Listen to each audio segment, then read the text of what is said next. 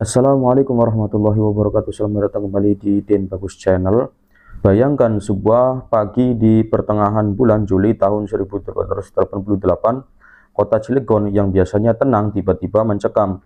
Jeritan histeris memecah keheningan fajar, suara dentingan pedang, letusan senapan, dan takbir yang menggema dari ribuan tenggorokan membelah langit Banten. Dalam hitungan jam, rumah-rumah pejabat kolonial Belanda dikepung. Darah mengalir di jalanan, para asisten presiden, sipir penjara, hingga pegawai pemerintah kolonial tumbang satu persatu. Peristiwa ini bukan sekedar tawuran antar kampung, ini adalah salah satu pemberontakan paling radikal, paling terorganisir, sekaligus paling berdarah dalam sejarah kolonialisme abad ke-19 di Nusantara. Sejarah mencatatnya sebagai Geger Cilegon 1888. Bagi pemerintah Hindia Belanda, peristiwa ini adalah mimpi buruk yang datang secara tiba-tiba. Mereka mengira Banten sudah jinak setelah Kesultanan Banten dihapuskan puluhan tahun sebelumnya. Namun mereka keliru. Di bawah permukaan tanah Banten yang kering, ada api amarah yang sudah lama memendam, menunggu waktu yang tepat untuk meledak. Pertanyaannya adalah, apa yang sebenarnya terjadi? Mengapa para petani yang biasanya tenang menanam padi bersama dengan para kiai dan santri rela mengangkat golok demi menantang kekuatan militer modern Belanda? Dan mengapa Cilegon yang dipilih menjadi titik epicentrum pertumpahan darah ini? Hari ini kita akan bedah tuntas sejarah kelam, heroisme, dan tragedi di balik Geger Cilegon 1888. Simak videonya sampai selesai, mari kita mulai.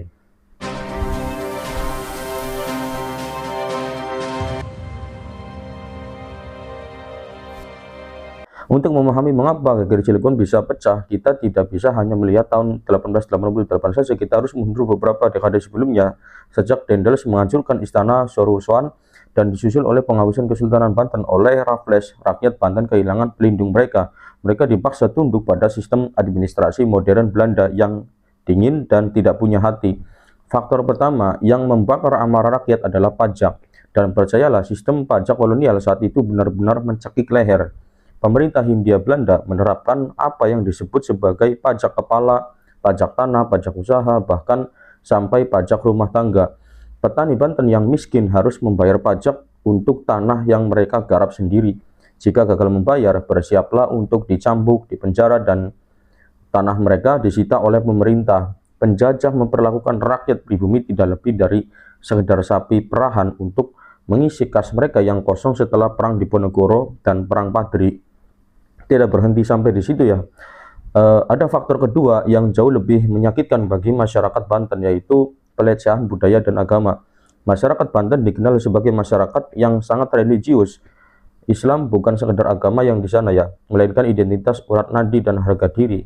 Sejuta santri dan sejuta kiai kalau di sana ya. Ketika pejabat-pejabat Belanda dan antek-antek pribuminya, yaitu para priayi yang menjadi pegawai pengerah praja, mulai bertingkah angkuh, mereka seringkali merendahkan syariat Islam, mereka mabuk-mabukan di depan umum, menarik pajak di depan masjid, dan yang paling fatal, membatasi aktivitas keagamaan.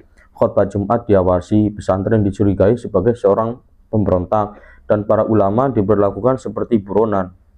Puncaknya terjadi ketika meletus sebuah bencana alam dahsyat pada tahun 1883, hanya 5 tahun sebelum pemberontakan, ya letusan Gunung Krakatau.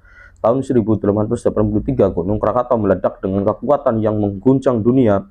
Tsunami setinggi puluhan meter menyapu pesisir Banten, termasuk Anyer dan Caringin. Ribuan orang tewas seketika, sawah-sawah hancur tertutup abu vulkanik, ekonomi lumpuh total. Bagi masyarakat Banten yang religius, bencana ini dilihat dari teguran dari Tuhan. Mereka merasa alam murka karena tanah Banten yang suci telah dikotori oleh kehadiran orang-orang kafir Belanda dan para pejabat pribumi yang berkhianat pada agama. Bukannya memberikan bantuan atau keringanan, pemerintah Belanda justru tetap menuntut penarikan pajak secara penuh. Sawah yang sudah tertutup abu dan tidak bisa ditanami tetap ditagih pajaknya. Penderitaan rakyat semakin sempurna ketika setelah tsunami muncul wabah penyakit sampar atau pes, serta kelaparan massal yang merenggut nyawa ternak dan manusia. Rakyat berada di titik nadir, mereka lapar, mereka berduka, dan mereka marah. Dalam situasi putus asa seperti ini, masa rakyat mencari perlindungan. Bukan ke bupati, bukan ke asisten residen, mereka pergi ke hutan-hutan, ke bukit-bukit, menemui para kiai di pesantren. Disinilah kepemimpinan spiritual mengambil alih panggung sejarah. Dan muncul satu nama yang menjadi otak dari pergerakan ini, yaitu Kiai Haji Wasid. Kiai Haji Wasid adalah seorang ulama karismatik asal kampung Beji di Cilegon. Beliau bukan ulama sembarangan, beliau pernah belajar di Mekah, memiliki jaringan luas dengan ulama-ulama internasional, dan merupakan murid dari ulama besar Indonesia, yaitu Syekh Nawawi Al-Bantani yang mengajar di Masjidil Haram. Ketika kembali ke Banten, Kiai Haji Wasid melihat penderitaan santri dan para petani, beliau tidak bisa tinggal diam. Bersama ulama-ulama sepuh lainnya seperti Kiai Haji Tubagus Ismail, Kiai Haji Arsyad Tawil, dan Kiai Haji Abdullah Halim, mereka mulai mengadakan pertemuan rahasia.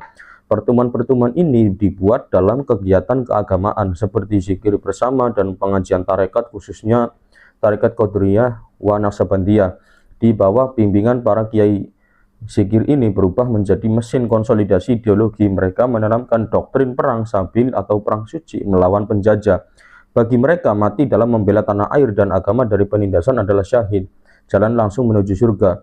Gerakan ini bergerak di bawah tanah dengan sangat rapi. Dan selama berbulan-bulan, intelijen Belanda yang terkenal jeli benar-benar kecolongan. Mengapa? Karena para kiai menggunakan bahasa sandi. Mereka menyebarkan selebaran rahasia yang disebut sihir atau puisi-puisi perjuangan dalam bahasa Arab, yaitu Arabnya Arab Pegon ya. Namun sebuah peristiwa di bulan Juni 1888 menjadi sumbu pendek yang akhirnya meledak bom. Waktu ini peristiwa itu melibatkan pembongkaran sebuah menara musala dan pelarangan azan. Ini adalah penghinaan yang tidak bisa ditoleransi lagi oleh masyarakat Cilegon. Di Jombang Kulon, Cilegon, ada sebuah menara musola milik Haji Ja'far. Menara ini digunakan untuk mengumandangkan azan. Namun asisten residen Cilegon saat itu seorang Belanda bernama Henry Francois Dumas. Mereka merasa terganggu dengan suara azan yang dianggapnya terlalu bising. Dumas kemudian memerintahkan denda bagi mereka yang mengumandangkan azan terlalu keras. Dan puncaknya menara musola tersebut diperintahkan untuk dibongkar. Bagi Kiai Haji Wasid dan para pengikutnya, tindakan Dumas bukan sekedar keputusan administratif. Itu adalah penajisan terhadap agama Islam. Itu adalah tantangan perang terbuka. Kiai Haji Wasid kemudian mengumpulkan para pemimpin lokal di rumahnya pada tanggal 22 Juni 1888. Pertemuan legendaris ini dikenal dalam catatan sejarah sebagai Sumpah Beji. Di bawah tamaram, lampu minyak, para kiai, jawara, dan petani menghunus golok mereka. Mereka bersumpah setia untuk mengangkat senjata bersama pada tanggal 9 Juli 1988. Target mereka jelas, habisi seluruh pejabat Belanda di Cilegon, rebut kekuasaan, dan tegakkan kembali keadilan. Nah, senjata-senjata tradisional mulai ditampak secara massal di malam hari.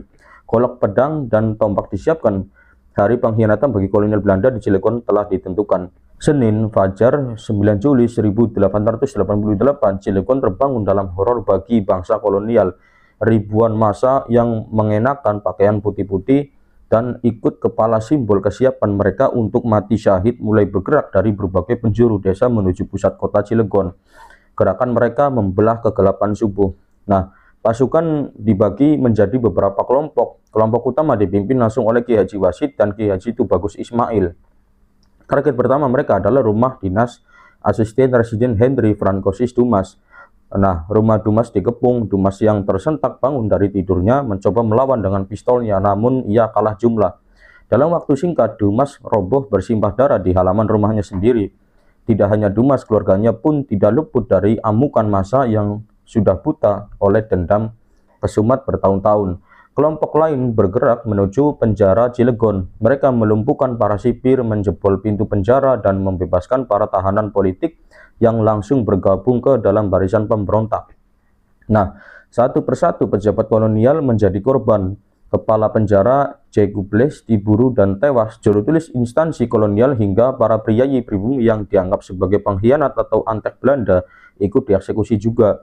Rumah-rumah dinas dibakar, dokumen-dokumen pajak dihancurkan, dan simbol-simbol kekuasaan Hindia Belanda di Cilegon runtuh hanya dalam waktu setengah hari. Siang hari itu, Cilegon berhasil dikuasai sepenuhnya oleh pasukan Kiai Haji Wasid. Bendera hijau berkibar di pusat kota. Cilegon untuk sesaat menjadi wilayah merdeka. Namun, kebebasan itu berumur sangat pendek. Berita tentang jatuhnya Cilegon dan tewasnya para pejabat Belanda segera sampai ke telinga Batavia melalui telegraf yang sempat luput dari pemotongan oleh pasukan pemberontak. Mendengar kabar bahwa sebuah kota penting di dekat Selat Sunda itu jatuh ke tangan pemberontak Islam. Pemerintah tertinggi Hindia Belanda panik. Gubernur Jenderal langsung memerintahkan mobilisasi pasukan militer dalam skala besar. Pasukan infanteri dari Batalion Angkatan Darat Kerajaan Hindia Belanda yang bersenjata lengkap dikirim dari Batavia dan segera menuju Cilegon. Tanggal 10 Juli, pasukan KNIL memasuki Cilegon. Pertempuran yang tidak seimbang pun pecah. Di satu sisi ada petani dan santri yang bermodalkan golok keberanian dan keyakinan spiritual.